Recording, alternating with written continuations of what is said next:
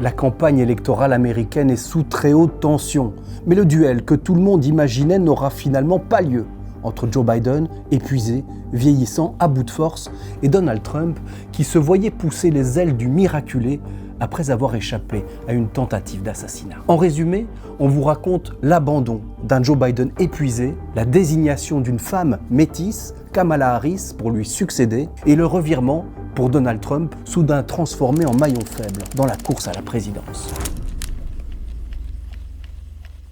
Depuis des mois, le champ de bataille pour la Maison-Blanche s'était devenu un peu le combat de David contre Goliath, et Donald Trump y avait décroché le rôle du géant invincible. Take a look at what happened. Il faut dire que ça s'est joué à un cheveu, à quelques millimètres. Le tireur qui le visait a raté sa cible. Donald Trump s'en sort avec un bout d'oreille sectionné. Le candidat républicain y voit un signe divin. I had God on my side. I felt that. Bullets were flying over us, yet I felt serene. I'm not supposed to be here tonight. Not supposed to be here. La scène qui a porté Donald Trump au sommet de la bravoure a fait le tour du monde.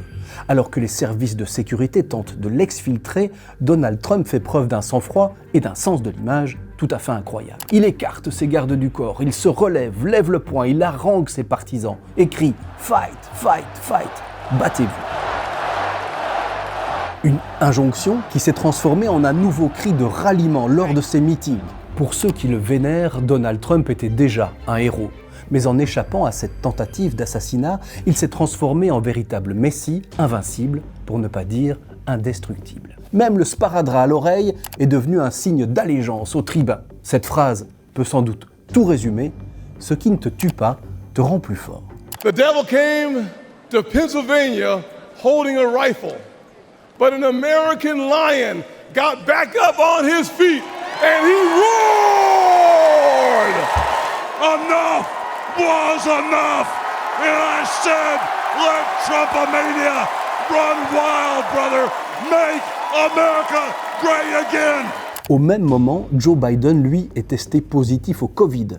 Et dans notre récit mythologique de David contre Goliath, Joe Biden, en David, c'est un berger bien isolé, bien égaré. Cette image notamment, alors qu'il descend de l'avion Air Force One qui le ramène chez lui pour se reposer, le fait apparaître comme un vieux monsieur, hésitant, plus affaibli que jamais.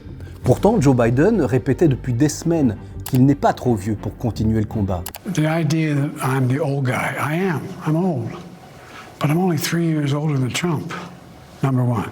And number two, my mental acuity's been pretty damn good. I've gotten more done than any president has in a long, long time, in 3.5 years. Mais tout jouait contre Joe Biden. D'abord, il y a eu le débat désastreux sur CNN face à Donald Trump. Un naufrage. Honnêtement, c'était difficile de faire pire. With the COVID, with dealing with everything we have to do with, look, if we finally beat Medicare. Face à lui, Trump n'avait eu qu'à ramasser les morceaux, si j'ose dire, sans surenchère, sans tirer sur l'ambulance. Donald Trump était presque fin, ce qui n'est évidemment pas son habitude. I really don't know what he said at the end of that sentence. I don't think he knows what he said either. La Maison-Blanche était de plus en plus embarrassée à masquer les faux pas du président depuis des mois. Well, what I can tell you is that he had a cold and a bad night. Il faut dire que la veille de cette interview, Joe Biden avait encore enchaîné les gaffes lors du sommet de l'OTAN. Là encore, les médias du monde entier se demandaient quelles seraient ces nouvelles bourdes. On n'a pas été déçus. And now I want to hand it over to the president of Ukraine, who has as much courage as he has determination. Ladies and gentlemen, President Putin.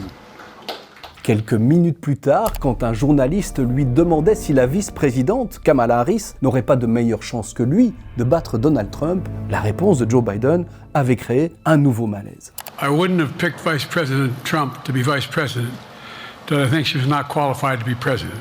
Dans le déni, Joe Biden ne voulait pas lâcher l'affaire, persuadé d'être le seul rempart possible contre Donald Trump. Mais dans le camp démocrate, un vent de panique allait se lever et rien ne pouvait l'arrêter. Les ténors du parti ont fait pression sur Joe Biden pour qu'il se retire. Le chef des démocrates au Sénat, Chuck Schumer, le chef des démocrates à la Chambre des représentants, Hakeem Jeffries, l'ancienne présidente de la Chambre, la très influente Nancy Pelosi, et même l'ancien président Barack Obama lui demandent de céder le flambeau. Rien n'est dit, haut et fort par ces grandes personnalités, tout se passe en coulisses, mais Joe Biden vit très mal d'être lâché par ses amis. Harry Truman was president. Truman said, if you want a friend in Washington, get a dog. Well, guess what? After the last couple weeks, I know what he means. Ce discours-là, Biden le tient 3 jours après la tentative d'assassinat contre Trump, la veille de son diagnostic Covid.